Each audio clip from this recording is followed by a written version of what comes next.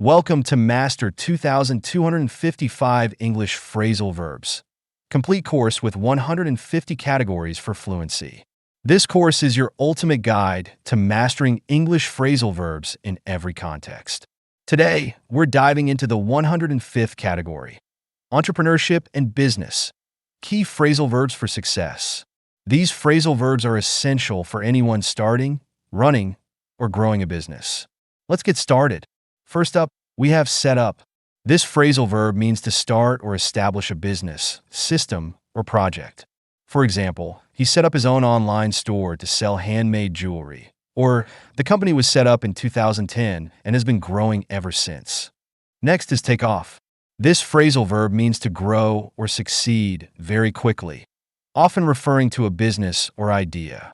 You might hear, their new app took off, and now it's one of the most downloaded apps in the store, or sales took off after they launched their new marketing campaign. Break into means to enter a new market, industry, or field, often with some difficulty. For instance, the company is trying to break into the Asian market, or she's working hard to break into the fashion industry as a designer. Run out of refers to using up all of a particular resource like money, time, or supplies.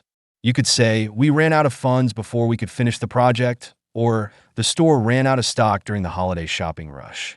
Bring in means to generate income, profits, or new clients for a business. You might hear, the new advertising strategy brought in thousands of new customers, or the company brought in over $1 million in revenue last quarter. Cut back on means to reduce expenses or the use of certain resources. For instance, we need to cut back on unnecessary costs to stay within budget. Or, due to rising costs, they've decided to cut back on hiring new staff. Turn around means to make a business or situation successful after it has been struggling.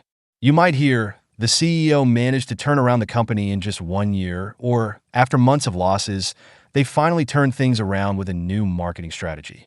Lay off means to dismiss or fire employees, often due to cost-cutting measures or business downsizing. For example, the company had to lay off 200 employees to reduce expenses, or many people were laid off during the economic recession. Take on means to hire new employees or accept more work, responsibilities, or challenges. You could say, the company is taking on new staff to support their growing business, or she decided to take on more responsibilities in her role as a manager. Cash in on means to take advantage of an opportunity to make money or benefit from something. For instance, they cashed in on the growing demand for fitness apps, or he cashed in on his investment just before the market crashed. Sell out means to sell all of a product or inventory, often because of high demand.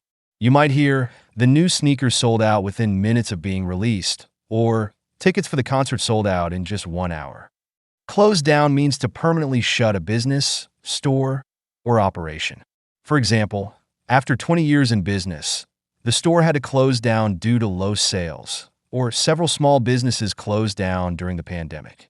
Startup means to begin a new business, often used to describe new, small, and innovative companies.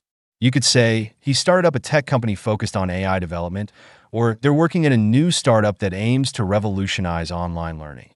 Look into means to investigate, research, or analyze something before making a decision.